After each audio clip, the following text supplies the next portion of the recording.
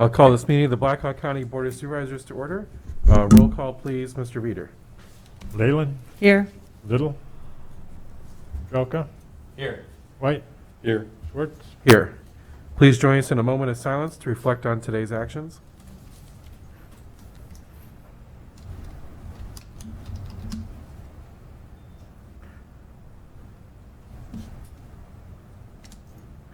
Please join us for the Pledge of Allegiance.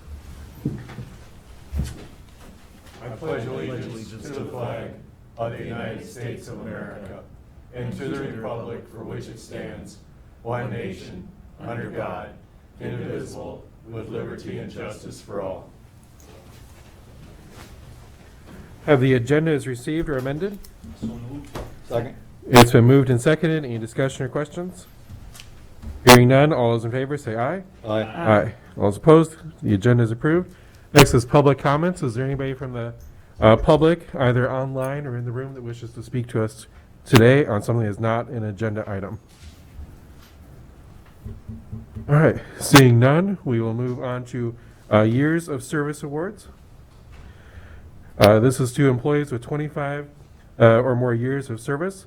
And I believe Mike wanted to say a few words about Sherry Northrop from the Conservation Department. Yeah, thanks, Chris. And Sherry was going to be here. She had an appointment she had forgotten about. Otherwise, I was going to have her here, but I'll just take 10 or 15 seconds. Any of you who know Sherry or worked with Sherry, you know the kind of quality she brings to the county conservation system. And she just leaves no stone unturned with anything that she does. And Blackhawk County has certainly benefited from her 25 years of service.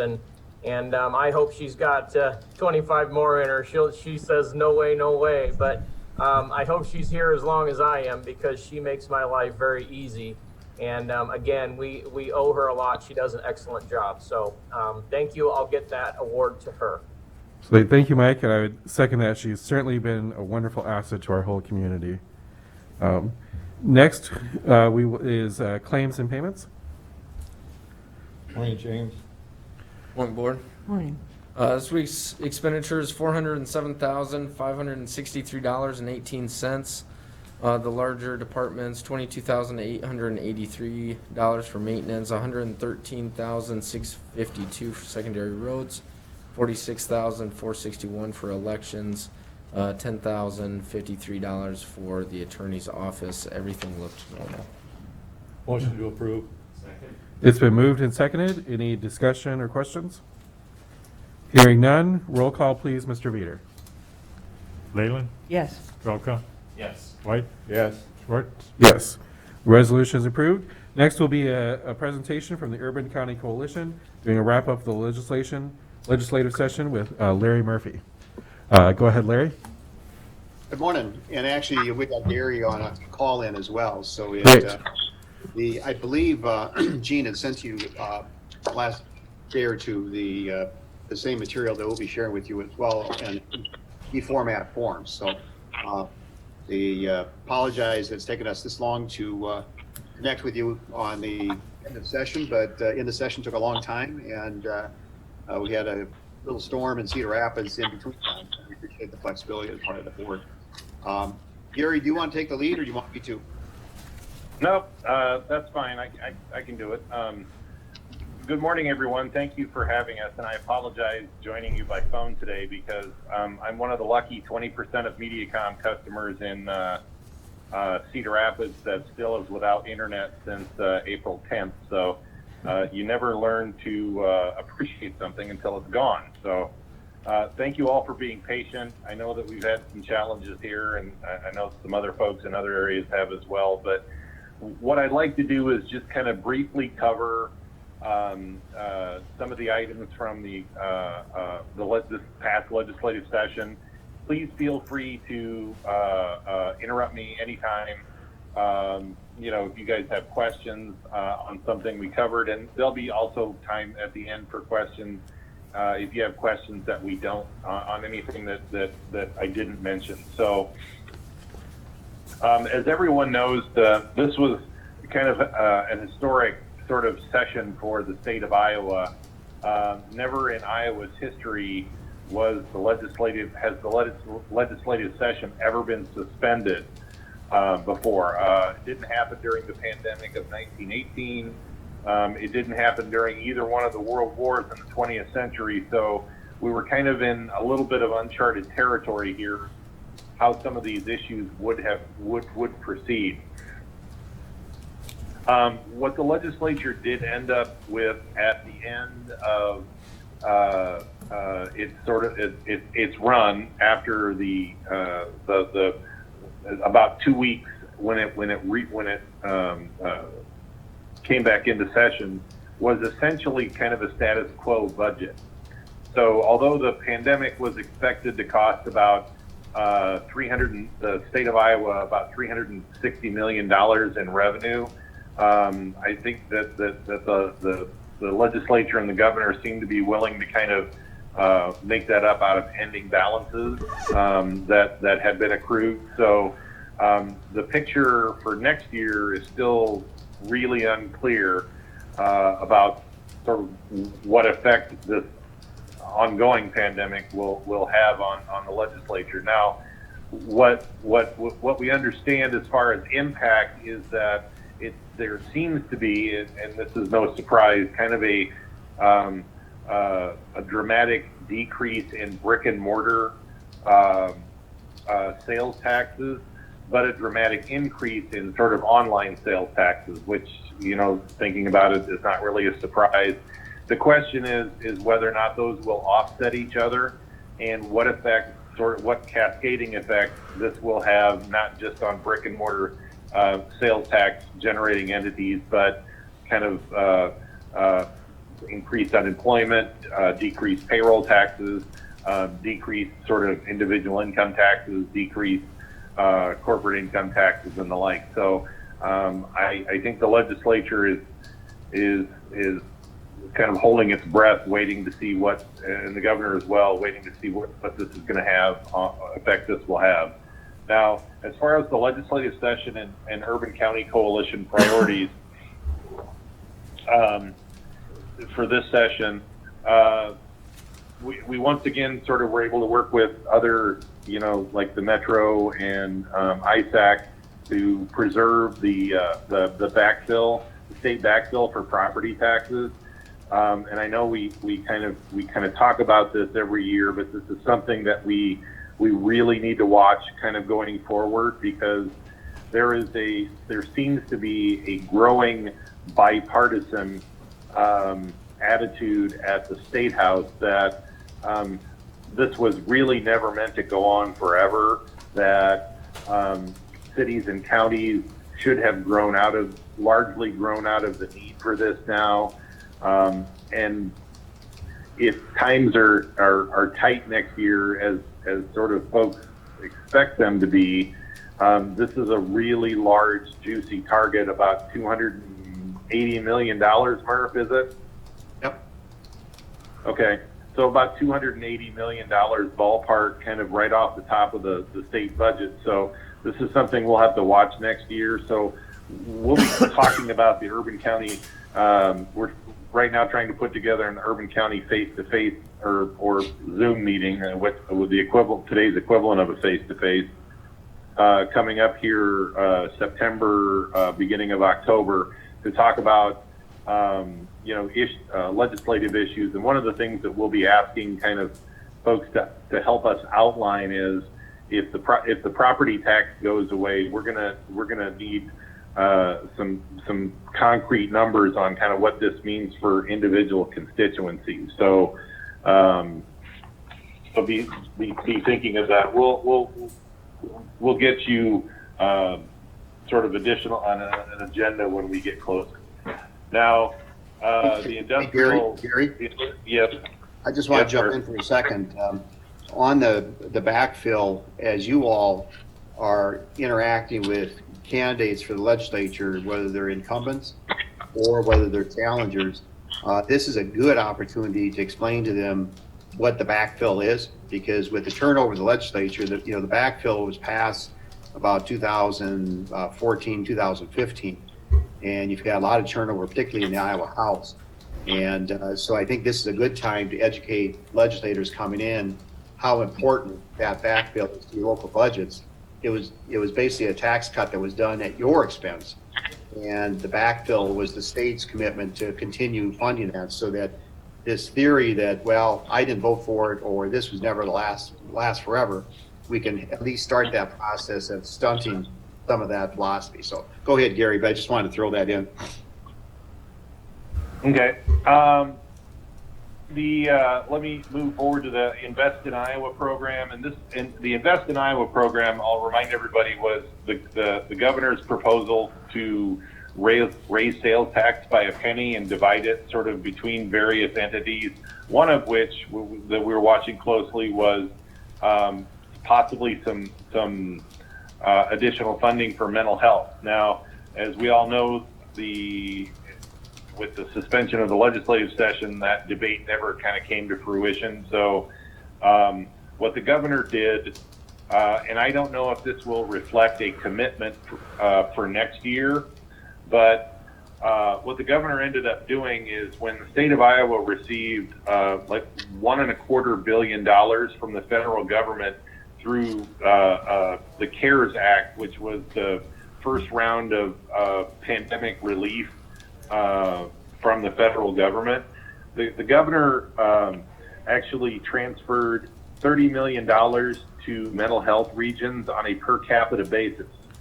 Now, the interesting thing about this money was it was rather constrained in how it could be used, and essentially it couldn't be used to backfill revenue losses or essentially pay for anything that was in an existing budget. That it had to be utilized to pay for things that were either COVID related or arise out of the pandemic. Now, I think their regions have gotten some creative ways to spend this.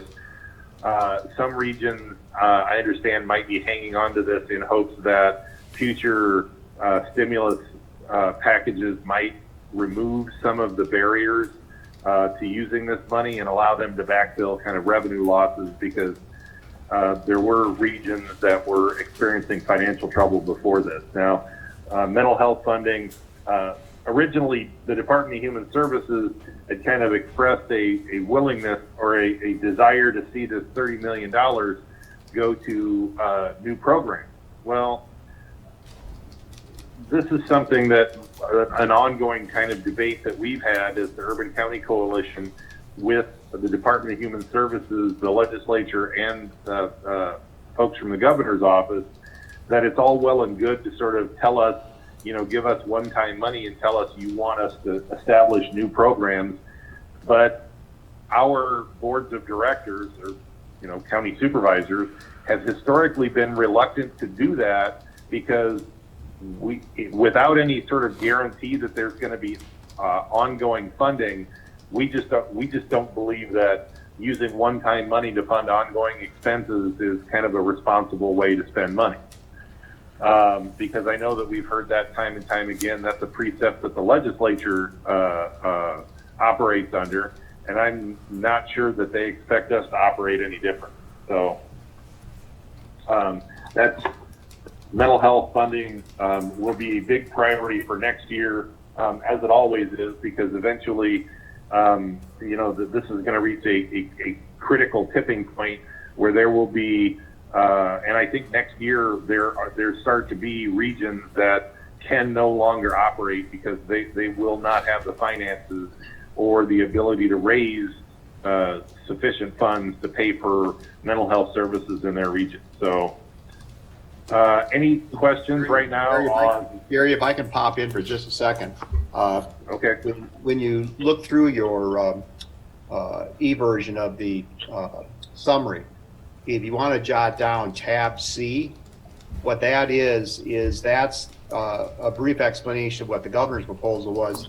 But on the very tail end of that, the last page of that, and this is what I really want you to focus on, during the session, as Gary was saying, we were working with mental health advocates and others, because the fear that if a lot of the funding for mental health was moved over to the state side, and they lowered or eliminated some of the mental health levies in the county budgets. Then if you had then if you have drop in state revenues like we actually had with this pandemic, that there'd be no backstop or backfill at the local level to make up or maintain the mental health services. So in that tab C, there's two different versions of amendments that the kind of mental health coalition put together that would have protected whether the legislature actually did not fund mental health going forward, or if you had a drop in revenue where they could not maintain funding, that you'd have the ability to go back to the local level and backfill with property tax. And it was also kind of the hammer, in essence, on the legislature that if they chose not to fully fund mental health in some year in the future, if this bill had passed, then they were looking at a property tax increase to offset whatever the state did not do. So it's primarily the reason I'm flagging that for you. You can take a look at the language, see if you're comfortable with it, because again, this was kind of a coalition piece that we were going to offer if the bill had advanced. And the obviously the governor pushed the bill back to next year, so the whole issue is kind of on hold. But if you want to take a look at that language and see, or maybe even see variations or improvements can be made on that, that'd be great. But that's on tab C. Go ahead, Gary. Okay. Any questions so far on the backfill or mental health funding? No. Okay. Although there were no bills of any consequence or no bills whatsoever that dealt with mental health funding this session, the legislature did see fit to come out with some new restrictions for regions, which I think we've kind of grown used to over the past 2 or 3 legislative sessions, because while the legislature, and forgive me, this is a little snarky and editorial, but I'm going to say it anyway, the legislature has shown a great willingness to tell us what we should do with our money, but has been very reluctant in coming forward with any money or any skin in the game, as they like to call it in Des Moines. So this, I think, applies to some of this applies to the region, I believe, that Blackhawk County is a member of. It requires mediation of regional boundary disputes and requires those regions to pay for the mediation. The department now is going to require sort of the submission of an annual audit, which I think regions routinely do anyway, and we submit to I believe the Secretary of State. My advice to the regions was send a DHS a link to where they can find it on the Secretary of State's website. Unless and until it's my opinion, unless and until the DHS can sort of come up with some money to help us or to be a partner in this with us, I don't think we need to sort of go out of our way to send them information. This DHS also allowed Polk County to transfer some funds for mental health. That's neither here nor there. And there was one bright spot, though, I think, in this, and it wasn't a legislative development. One of the things the Urban County Coalition was kind of seeking was an extension of reimbursement for telemedicine, kind of at the same rates as the actual in-person service. And the insurance carriers through Medicaid had actually agreed to do this through the end of February of 2021, I think, in anticipation of possibly some legislation next year that would require this. So I think that to forestall the legislation from this year so that they could, they being the managed care companies, could have some time to sort of work this out with the legislature. I think that's why they agreed to kind of extend this. So we'll certainly be keeping an eye on that, because I think that's something that we want a flexibility for providers to have so that they can provide those services and still get reimbursed at the same rate. Now, there was a breakthrough this year. I will tell you that the Urban County Coalition, as for those of you that remember this, we have historically kind of been at odds with ISAC and with the Sheriff's Association over the issue of prisoner medical expenses. Okay, now it's not that we don't want to sort of achieve some kind of uniformity in how these are dealt with. What our difference has been is Iowa law seemed to be conflicted a little bit over whether or not counties were responsible for certain medical expenses. And we know that, larger counties kind of routinely work out deals with local hospitals and things like that. And there are some counties, frankly, that just don't pay those because either they don't have enough money or the law is not clear in telling them that they have to.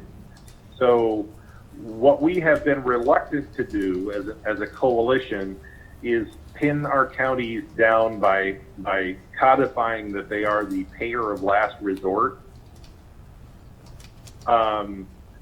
In leaving, because our desire was to leave you with a little bit of negotiating room when you negotiate kind of these deals with local hospitals. Now, there was a bill this year that had some requirements in it that I think we felt met kind of our threshold. It was House File 2547 and Senate File 2191 ended up being the final version of the bill, and this places the onus on the medical expenses on the individual, and it does set some like maximum rates that can be billed to counties for this. So we felt like this was a good enough compromise that we could just kind of make this with the Sheriff's Association and ISAC. So I think,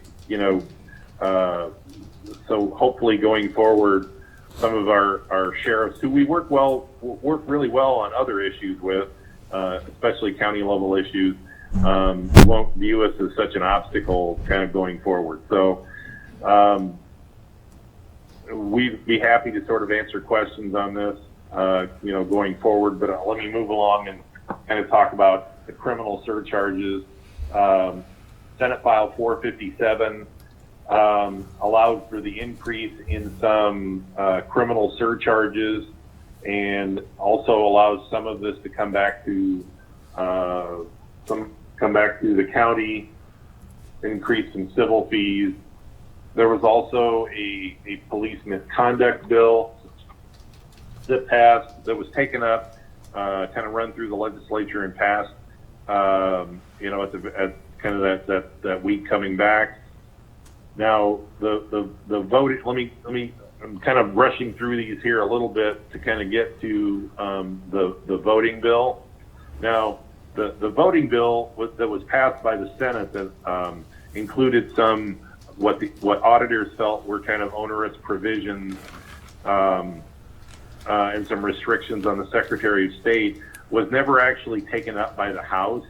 However, the Senate did something that it doesn't always do, but either house can do, is they took the provisions out of that bill, that particular bill, and they attached it to an appropriations bill, which the House ended up taking up and passing. So that's why we're seeing, I think, some of these lawsuits now. I don't know if you folks have kind of been made aware or been following it, but there was recently a court case where some organizations sued the Lynn County auditor, and I know that there are lawsuits pending in other counties.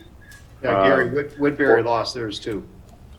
Okay, so since Woodbury and Lynn lost those, I think some of those other counties will probably lose theirs too. And essentially it was around the issue of the auditors were mailing out pre-filled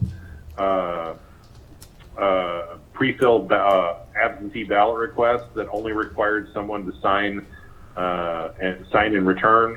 So it looks like auditors are going to have to contact, I think in Lynn County there was 50,000 ballots. I don't know how many in Woodbury County. Tell those folks that requested their absentee ballot that those are no longer valid and that they have to request another absentee ballot. So I think going forward, that's going to be an issue. Okay, Larry, I think we're about to the end here. Do you have, there are some county zoning and local control issues. The ag exemption zoning bill, it was House File 2512. It would basically, this basically is the one that sort of, and I know, and I don't know if you folks are dealing with it up there. I'm assuming that you are, given that I think every other member of the Urban County Coalition kind of had the membership of its Planning and Zoning Commission sort of decimated because this bill requires that I think 100% of those folks be from outside of incorporated areas, and it would also require a county zoning commission recommendation before a board of supervisors could recommend a change to the master plan. House File 2477 would require, and I don't know if you have any of these in Blackhawk County, prohibits counties from requiring an agricultural experience activity, an ag tourism from getting a special use permit if the land is used for farming. This is House File 2502. This is the bill that and this bill is confusing because as we tried to convey to the legislature, what this does is it prohibits cities and counties from requiring more stringent regulations for the establishment of shooting ranges than exist in state law. The problem is that state law doesn't lay out any provisions for what a shooting range located in an unincorporated area must have. So we're not really sure, and I'm not sure the House is really sure what this meant when they introduced it. So essentially, I think the problem that they were trying to solve when they were doing this was if someone lived in an unincorporated area of the county and they put up a shooting range, this bill, I think the idea was to keep the county from coming in retroactively and saying, hey, you can't shoot here anymore. So, but the way that they did it was really odd, and I'm not entirely sure if they plan to fix this next year or if they just plan on leaving this so nebulous that it means apparently that nobody can have any regulations on where a shooting range goes or what it has to look like if you were to build one. So I think along that, just to inject along that line, Lynn County was taking the lead in terms of trying to educate legislators on what kind of regulation they had at the local level already. And basically, Lynn County had used the National Rifle Association standards and recommendations on spacing, how close homes could be, that type of thing in terms of, overshot and the impact on neighbors and that type of thing. And I think as Gary's pointing out is right now, the way the bill was drafted and signed, there is no regulation about shooting ranges at the local level, and there's no regulations at the state level. So you could wind up with people deciding they're going to have a shooting range in a subdivision in the rural parts of Blackhawk County, and there would be no way to stop them from doing that, even though there may be homes pretty close and that type of thing. So hopefully over time we can get the legislators educated on what the impact was. But go ahead, Gary. The last thing I want to cover is, so I want to leave everyone on a positive note. REAP was originally not funded in some original budget proposals, but the legislature did see fit to come and fund REAP at the $12 million level. And while that's not an increase this year, I think that was something of a win. So that's kind of in a nutshell what I wanted to cover today. And does anyone have any questions on anything that we covered, or any issue that that I didn't cover that you'd like a little bit more information on? All right, any questions, anyone? No, I don't think we've got any questions today, but thank you so much for your update and for your work on our behalf this legislative session. Okay.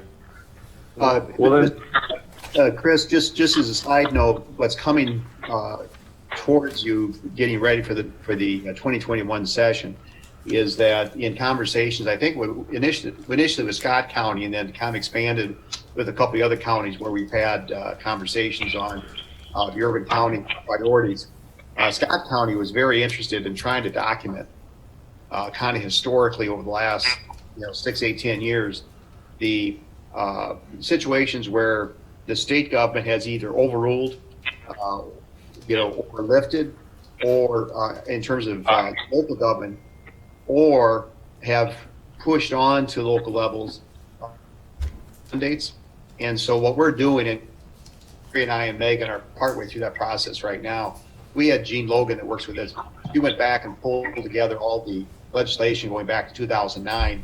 We're going to put together a list of either unfunded or underfunded mandates that in years, along with these, where the legislature had over local control despite the home rule amendment that was passed a number of years ago. So as we all start laying for the next session, we'll be sending that to you all to take a look at and help hopefully formulate, what kind of my catchphrase right now. We'll figure out what the term will be, kind of a catch-all category of home rule intrusion that might be like a local government bill of rights or something, so that we can identify these issues. Because I think, from a lot of these issues are not major issues in terms of getting the attention from the Des Moines Register, Cedar Rapids Gazette, but they impact local government pretty severely. And not a lot of people realize that. And then when people come to you complaining about certain things that you're supposed to be doing, and you say, well, we can't do that anymore, what this will do is help us identify in a comprehensive way how impacted over the last 10 or 12 years by, candidly, both parties within the General Assembly. So that's coming, and we'll be sharing that with you when we get completed. And Larry, you said later this month we'll be doing the Zoom meeting, kind of in place of the face-to-face, starting those regular meetings. Linda, I didn't quite understand you. What was that? The Zoom meetings, which would replace our face-to-face, we're going to start those later this month, so those will be on a regular weekly basis again. Yeah, what we'll do is we'll come back with the recommended priorities and then start meeting weekly again, just so that we can actually start formulating strategy and that type of thing. So you'll be getting materials first, and then we'll probably be starting those weekly meetings here sometime in September. Very good. Thank you. Great, thank you both. Yes, thank you all, and we appreciate your time. And if any of you decide later on, all have our contact number. Please feel free to reach out to us. We're happy to answer questions anytime.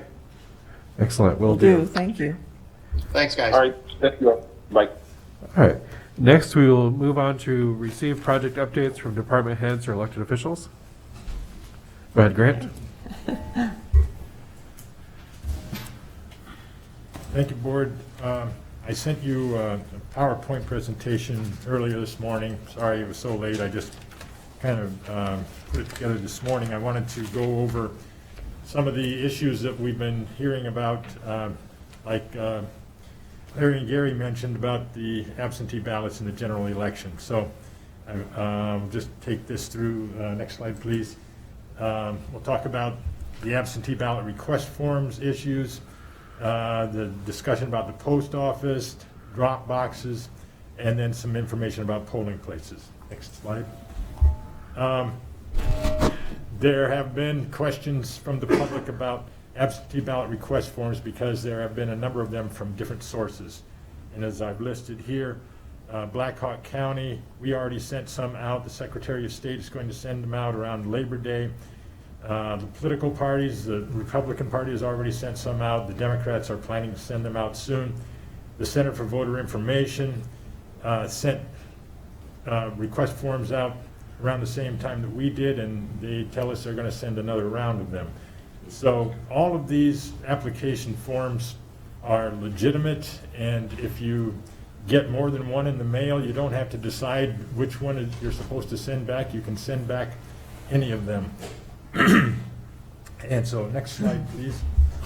And part of the confusion about this is because of the lawsuits that Gary and Larry spoke of. There were lawsuits that were filed against Johnson, Lynn, and Woodbury counties because they pre-filled those fields. And the Secretary of State had sent out an emergency directive when he declared that he would be sending out absentee request forms due to the pandemic, like he did in the primary election. And the directive said that the forms that he sent out would be blank. And the directive went on to say that if any counties sent out forms, they had to be blank as well. And Johnson, Lynn, and Woodbury did not send them out blank. They felt they had justification for doing otherwise, and that's why it's going to court. Now, this does not apply to, as I mentioned before, like the Center for Voter Information. They sent out forms that were partially filled out, had name and address on them. Now, the Secretary of State's directive was only applying to himself and to county auditors. So these forms that were sent out by private organizations, if they had fields filled out, that was not a problem. This is something that's been done in the past by both political parties and other organizations. It's never been challenged as being something wrong. A lot of the discussion around the issue of counties sending them out is because these counties sent out forms that not only had name and an address, but it had the identification number of the voter, which there was a controversy over whether that should be allowed or not. But all of the forms sent out in Black Hawk County are valid. You don't have to worry about the form that you sent in not being valid and having to send in another form. And this is something that we're trying to get out to the public by press releases and social media and so forth. Next slide, please. Now, the Waterloo Post Office is in contact with us on a regular basis. We know that there have been issues that have been brought up on the national level about reduction in mailing time and not granting overtime and so on. We talked directly to the people that are in charge in Iowa, and they talked to us specifically about the Waterloo Post Office, in addition to the local contacts that we had here. And they told us that absentee ballots will be a top priority to get those out as soon as they receive them. Overtime will be granted as needed. Existing high-speed sorters, there was talk that one sorter was removed from the Waterloo sorting facility, but the existing high-speed sorters are capable of quickly sorting all anticipated ballots. They will do multiple mail pickups if needed. That was another thing that was talked about at the national level, that they would only that the delivery people would only be sent out once and wouldn't go back for more mail. We're told that they will go back for more mail if there's more mail to be delivered. The local ballots that they receive from us, there are specific zip codes that they look at. That mail will go out the day after we get it to them. And then if there's mail that we're sending out of county to people who are voting absentee from someplace other than their Waterloo or their Black Hawk County address, our office will use first-class postage so that that will speed that mail to them as quickly as possible. All this being said, we can't predict what other issues may arise, and so we're still telling people, mail in your ballot request to us as soon as possible, and then when you get your ballot, mail that ballot out back to us as soon as possible. Next slide, please.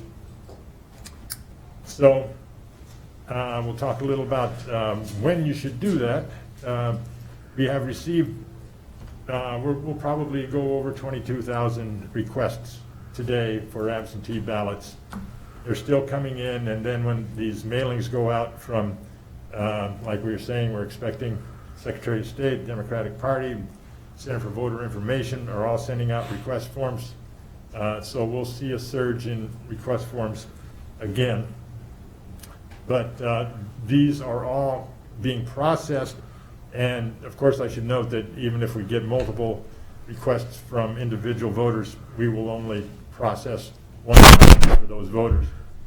And the law says that we can't send ballots out until October 5th. So a lot of people are asking, I sent in my request, where's my ballot? It's not going to go out until October 5th. But that's still a month before the election. They should have plenty of time to get it back to us. The deadline for sending us a ballot request is 5 o'clock Saturday, October 24th. That's a deadline for being in our office, not a postmark deadline. And then for returning the actual ballot after we mail it out to you, the deadline to get it back is Election Day in our office by 9 p.m. Or if they send it in the mail, it has to be postmarked November 2nd or earlier and in our office by noon on Monday, November 9th. Next slide, please. Now, there's a lot of controversy about the drop boxes. I came to you before and said we wanted to purchase a drop box to put outside the courthouse. We kind of talked about the possibility of having them in other locations in the county. I asked the Secretary of State's office about having them other places than just the courthouse, and then all the county auditors were kind of shocked when we were told by the Secretary of State that drop boxes weren't even going to be allowed at the courthouse. Well, a number of counties across the state had been using them either for years in the past or had purchased them for the primary election so that people wouldn't have to come inside the courthouse when a lot of them were closed to the public, etc. So there was some consternation among county auditors, and we started looking for legal remedies, and over the next few days, the Secretary of State's reviewed the situation and decided that it would be okay to have drop boxes outside of the courthouse. They don't think, they say they are not allowed in other remote locations around the county. So this is the language that they explain that to us with. You will be able to have a no-contact delivery system at your office or in the immediate outside area of your office building. We are finalizing guidelines for keeping it safe and secure, and we'll get them to you soon. So hopefully we'll be able to report to you what all the specifics are pretty soon. Next slide, please. So with polling places, I think we've mentioned to you in the past that we will be having a reduced number of polling places due to the pandemic. It's not going to be as drastically reduced as it was for the primary election, but we will be reducing our locations from 58 to 43 on November 3rd. Hopefully this won't cause much difficulty for voters, especially if we have as many people voting absentee as we're already showing. And as we did in the primary, we will have supplies there to keep the area clean, to give people hand sanitizer. We will provide masks for voters, make it so that voters don't have to open the door. We'll clean areas after use, etc. So we will do our best to keep the voting areas as clean as possible. There'll be the acrylic barriers between the voters and the precinct workers. So hopefully we'll have a smooth election all the way around. Any questions? Good Thank you very information. much. Thank you, Grant. I know we all get lots of questions almost every day about Yeah. this, and so you take lots of phone calls from me when I don't feel confident. I want to give people the right information, so I appreciate this presentation very much. Go ahead, Kathy. Yeah, good morning, Board. I wanted to give you a brief update on the soil stabilization project that went on last week. I've got a few slides and a very short video to show you. But as you know, this was a two-part process. We started out with the subdraining of our of these two roads, and that was done in July. And then last week, our contractor from South Dakota came in and started the actual soil stabilization work. And again, this was on Hammond Avenue, just north of Schrock Road for approximately 2,500 feet. And then on Ainsboro Avenue, south of Schrock Road, approximately 4,500 feet. So you'll see in the video, the large rotomill comes in and mills up about 6 inches of the roadbed and is injecting water and the chemical stabilizer. And then right behind that, there's a roller, a compactor. And both roads had very similar process used. Go ahead, next slide, Kim. So as you recall, this was the slide I showed you for the subdraining work. So that was done about a month ago and it was allowed to settle. Next slide, Kim. And this is the video.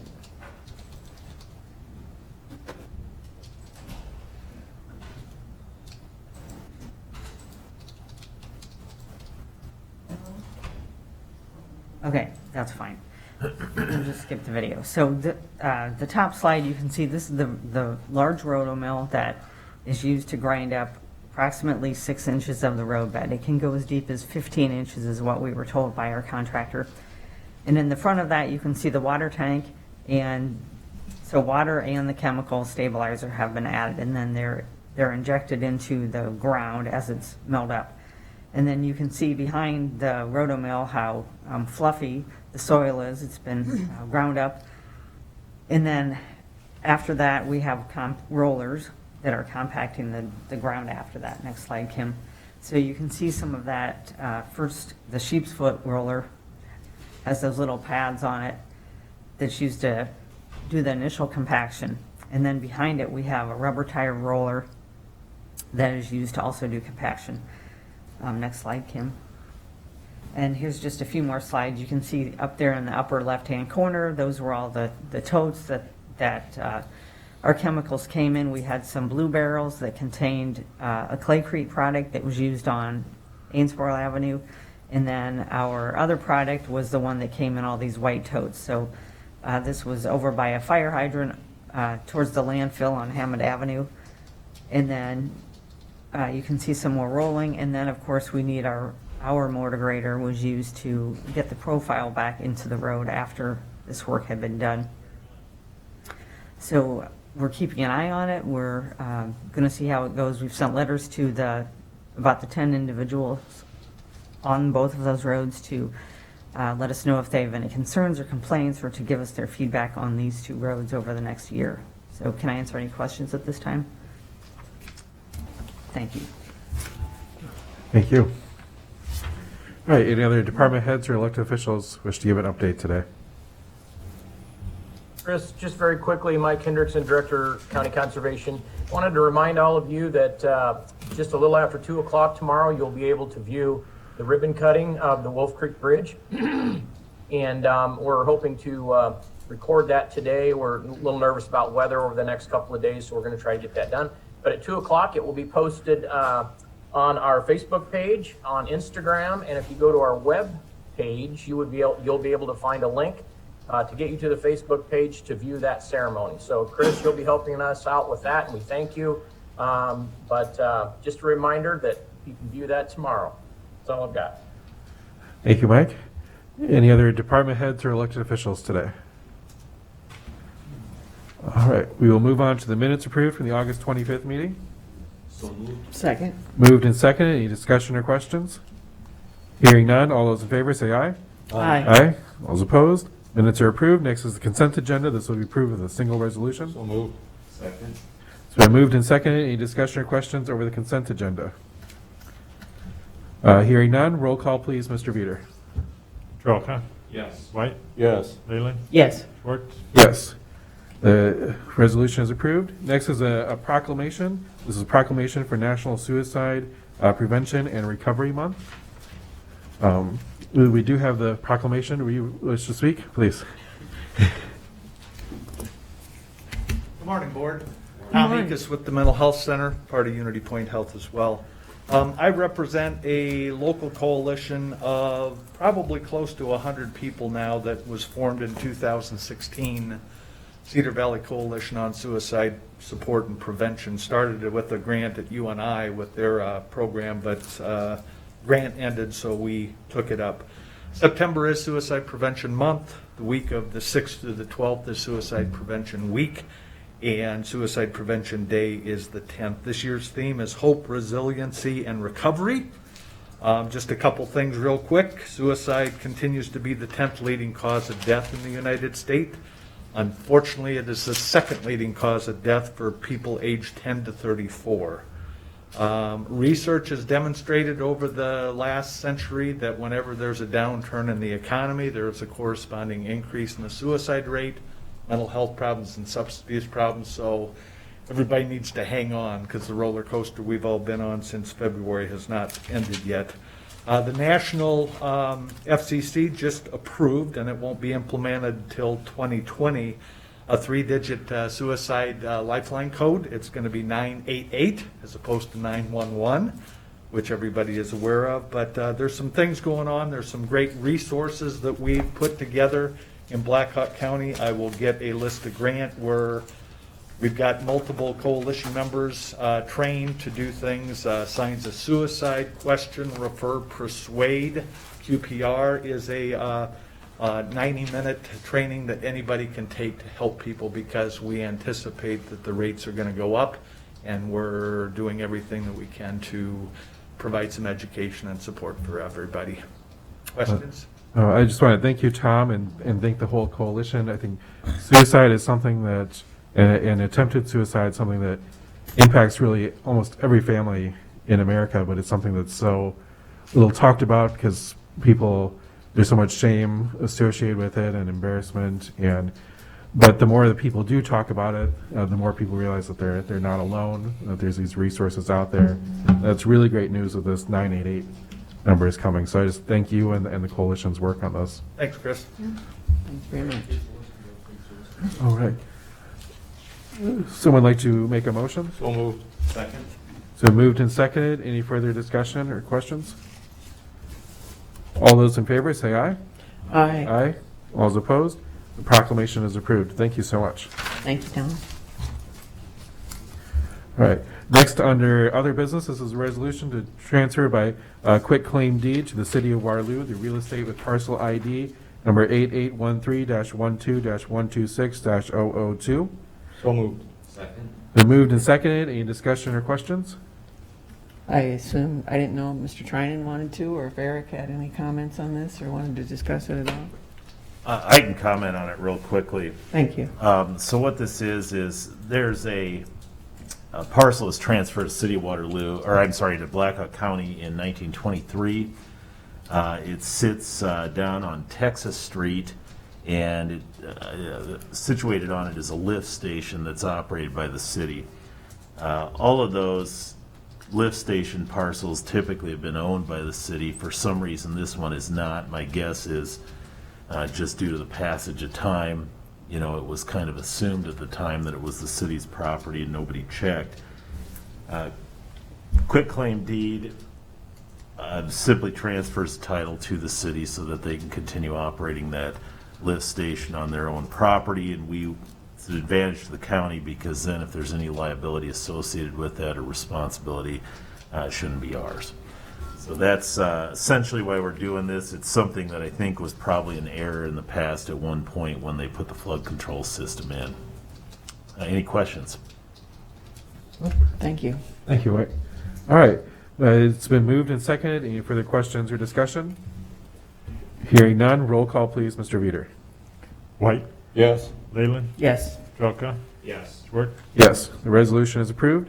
Next is a resolution to engage the Davis Brown Law Firm for independent consultation and analysis, subject to the total cost and hourly fees not exceeding $7,500, and further subject to a timeline for completion by September 22nd, 2020. Second? So moved and seconded. Any discussion, questions? Hearing none, roll call, please, Mr. Veeder. Leyland, Yes. Jelka, Yes. White, Yes. Schwartz. Yes, the resolution is approved. Next is a motion to direct the county auditor to advertise for a public hearing / bid opening to be held at 9:05 a.m. on Tuesday, September 15th, 2020 in Boardroom 201 of the Blackhawk County Courthouse, 316 East Fifth Street, Waterloo, Iowa, on the proposed purchase of one single axle dump truck for the Blackhawk County Engineers Department. So moved. Second. Moved and seconded. Any discussion or questions? Hearing none. All those in favor say aye. Aye. All those opposed? The motion is approved. Next is discussion possible board action to discuss Blackhawk County Solid Waste Management Commission bonding needs for FY '21. Good morning, members of the board. My name is John Foster. I'm the agency administrator for the Blackhawk County Solid Waste Management Commission.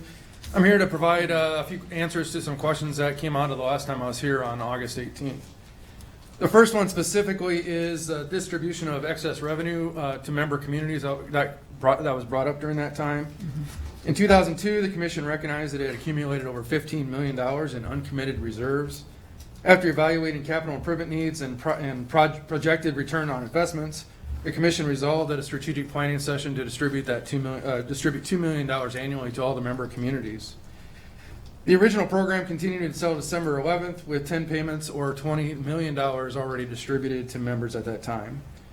At a meeting on February 2011, the commission realized the program was not sustainable due to increasing capital and operating expenses coupled with the reduced returns on our investments.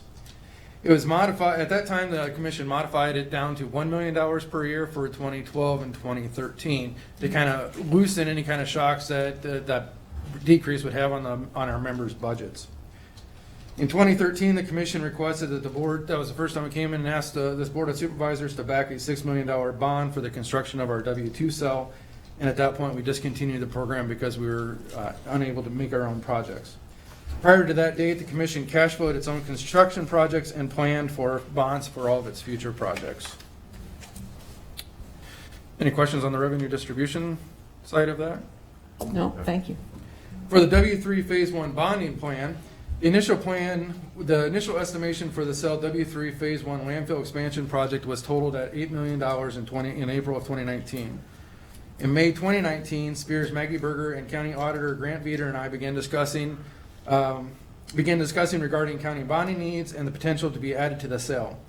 In order to size that bond correctly, the original plan was for the commission to finance a portion of the project and cash flow the remaining amount in order to keep the issuance below the $10 million of the bank qualified loan. At that point, we're looking at a $2 million cash flow for the commission. After bond discussions, including sizing, after the bond discussions, including the sizing, we were prior to the final design of the cell.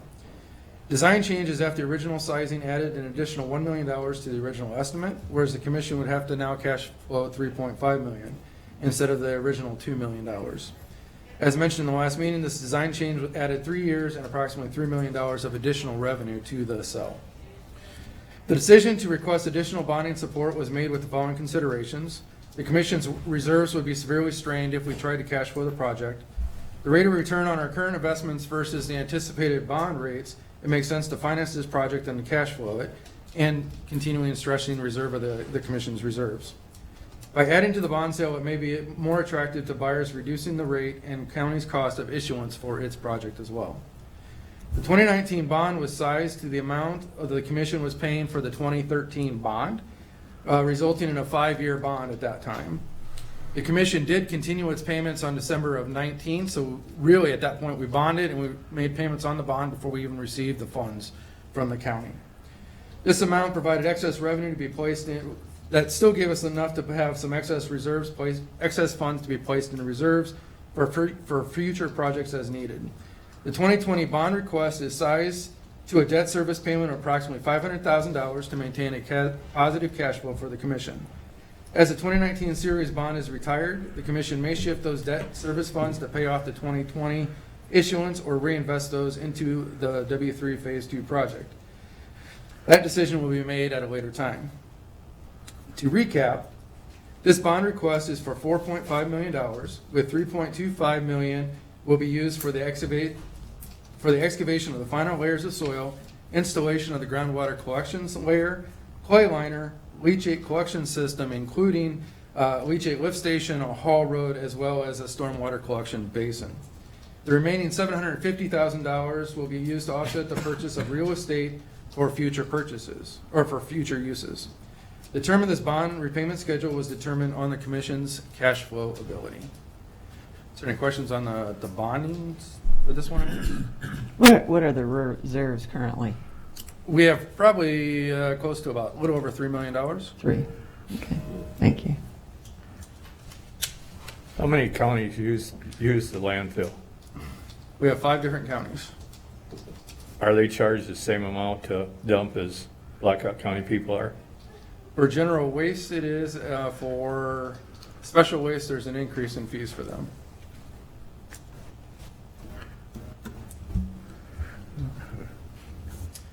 For future bond, is there any other questions? There might be at the end, but yeah, go ahead. For future bonding requests, the Commission's capital improvement plan for FY 20 to 2030 is attached to this memo along with our estimated costs. So right now, we're looking at potentially coming back 3 more times within the next 10 years. The first one being for a $2 million issuance probably in August of 2024. And then we're looking at another $2 million in April of 2027 and $10 million in October of 2030. And again, these are all dependent on where our tonnage flow is and our airspace usage. One thing that can majorly, if we have a major disaster, say like another storm come through, that will definitely change our timeline at that point, may speed it up or slow it down. I haven't had time to fully review all that, but is there, I know last August when you came here, we did talk briefly about the methane gas capture. Do you have methane gas capture in that capital plan? We don't have it currently in the capital plan. The biggest issue that we're into right now is that we're not regulatory required to put in a system. And so at that point, if we're going to collect the gas, what are we going to do with that gas if there's no requirements just to burn it? And to invest a system in just to burn it doesn't really make financial sense at this point. So really, I'm trying to, the biggest obstacles that we're running into right now, the energy markets are really low. So it's difficult to market gas when there's already systems already in place. You came from Dubuque, right? Yes, sir. Where they are capturing the methane. Correct. That was a decision a political decision at that point because they wanted to make the investment as an environmental statement. It wasn't required at that point, but right now it's a debt onto that agency. We tried several times. Before I had left, we had engaged into a contract in order to basically we sold the gas rights at that point to a private company. They were going to develop the rest of the system, install the other portion to actually bring beneficial use to that gas. At that, that was all based on the renewable identification number in the EPA's markets. That market fell apart. They started the current EPA administration ended up handing out a bunch of waivers, so that way refineries weren't required to follow those rules, which kind of undermined that program. Okay. I would say that methane gas is one of the greatest greenhouse contributors, and so that's not a political statement to make investments in that type of infrastructure. It's actually makes economic sense to prevent global warming, not necessarily for your operations there as a sole, but as a community as a whole. I apologize, not necessarily political, but as a policy decision, and in my role is just to make recommendations for policy development. Okay. Thank you. So when's the last time we raised the rates on these other counties? Been raising our rates ever since 2014 is when we started raising rates. We ended up raising them 2 years every year, and last year was the last one. What kind of percentage? How much? How much do we raise it each time? Well, it was a $2 increment. You say every year, or did you say every year? It was for the last 5 years. For the last correct. 5 years, every year. But that's still the same rate, same general rate as our own county. Correct. So Everyone's rates. Yeah, so Increase. they're getting a good deal. right. We're taking the garbage and they're making hay. You mentioned in the write-up, I'm sorry, you mentioned like Maggie and Grant had, I know Grant, I don't think Maggie's on today, but I was going to say, too, since this is a county liability, I guess I was wanting Maggie's or Grant's opinion on, in the event that something were to happen, some catastrophe or something, as you mentioned too, as far as if, I know you've been excellent at payback, so that's not been an issue or anything. But what does happen in that type of a situation, or what is the county's liability, or how is that handled? And I wondered if that had happened, if ever, in some of the cases others have worked with. I'm not aware of that ever happening. I don't believe the county has liability. James, do you have some information on that? You seem to be moving toward the microphone. Oh, good. I No, don't no, think that's so. totally fine. Because we are taking out the debt, I mean, that is our liability. So, I mean, we do have a 2080 agreement with solid waste, saying that they will pay us back in full for the bonds. We have, from my knowledge, we have not run into a situation where they have not paid us and we've been on the hook. But because it is our name putting it out there, that it is our general obligation bonds that we're liable for.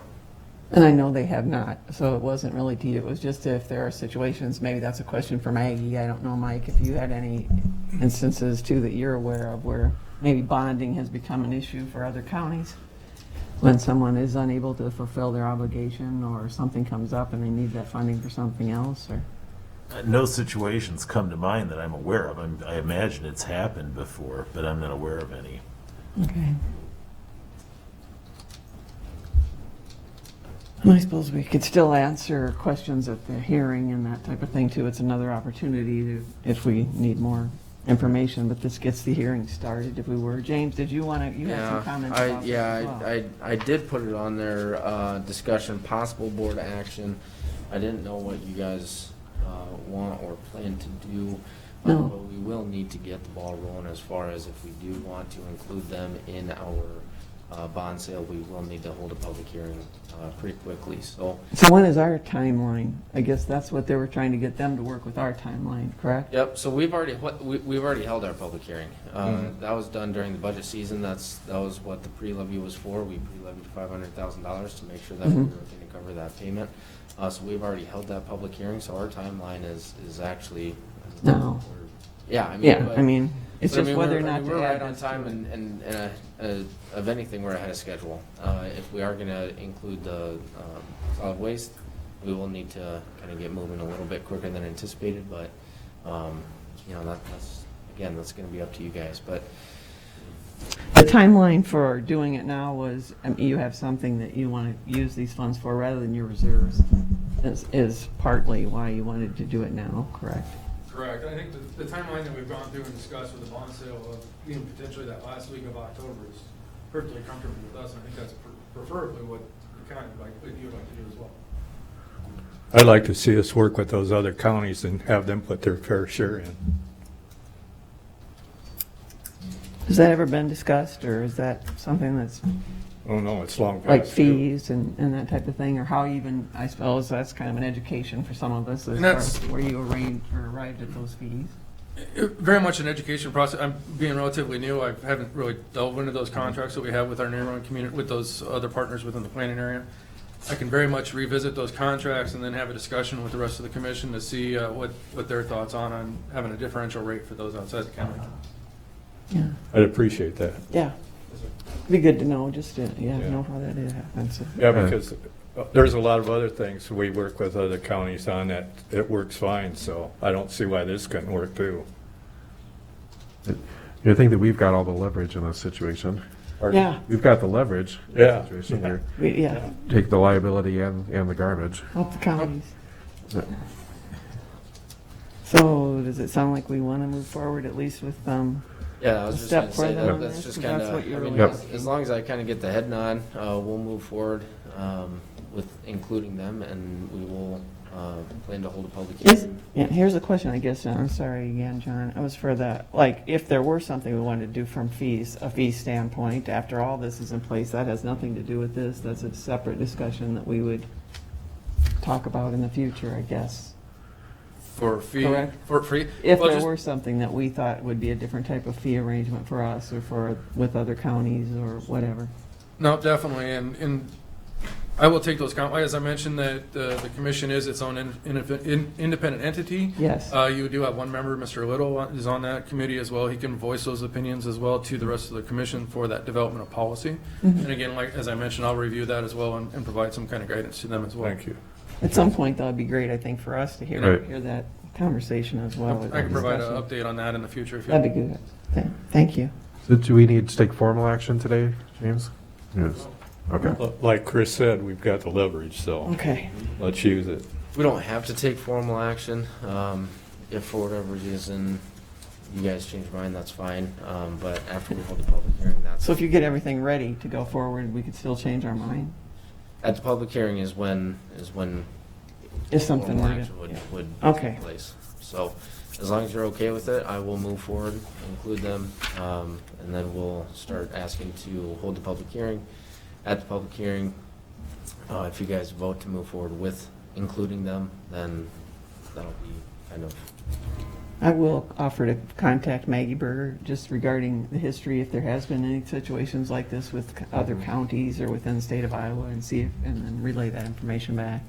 Thank you. Okay, thank you. Thank you very much. Thank you. All right, next is discussion, possible board action, to discuss county preparedness for COVID-19. Anything anybody wishes to discuss today? Oh, I do believe that the Board of Health is holding their hearing tomorrow morning. Yes. 9 9 o'clock. On their mask ordinance at 9 o'clock. I'm not sure, Mike, maybe you can update us on what the time frame would be if they pass that tomorrow, when that would potentially come before this board. In regards to this, I just want to say one thing in regards to what they just put in place, because we're a college town, it's a bunch of crap, because they're hurting, the veterans groups have clubs, and they're not allowed to open, and we're about ready to close our doors, and that's a shame that they're making us pay the price for what's going on, just because we're a college community. Just to be clear, you're referring to the governor's actions Yes. on. Right, right. Okay. So with regard to the health regulation, tomorrow the hearing starts at 9, will run as long as needed. Anticipating that the Board of Health, again, passes the health regulation to go through to the Board of Supervisors, it can be on the agenda of any future Board of Supervisors meeting. Sounds good. Now, it seems like there is a possibility that it may not be on next week's meeting. It seems like there was a scheduling conflict for the board chair, so I wouldn't be surprised if there was a 1-week delay because of that. Okay. Okay, thank you. Any other items we wish to discuss? COVID? All right, any other reports or information from the board? I have a couple things. I'd like to make the public aware that Vietnam Vigil will go on starting Friday the 11th at 3 o'clock and run through the 13th at noon. That's a 45-hour vigil honoring the 45 veterans from Blackhawk County that were killed in the Vietnam conflict. And also send our condolences out to Dave Mazer, who is head of the workforce development for many years, did a fantastic job there, was also a Waterloo Blackhawk player, and his family originated from the Ukraine. Super nice guy. He will be missed. Sorry, Supervisor, what time again on Friday does that start? 3 o'clock on the 11th till noon on Sunday the 13th, and at 3-hour shifts. I know in the past people have brought food down for folks. Is that something you're Well, looking for this year? we've got food already taken All right. care of. Very Everything's good. taken care of. All right, any other reports or information from the board? All right, I will entertain a motion to adjourn. So moved. So moved and seconded. All those in favor say aye. Aye. Aye. This meeting is adjourned. Thank you.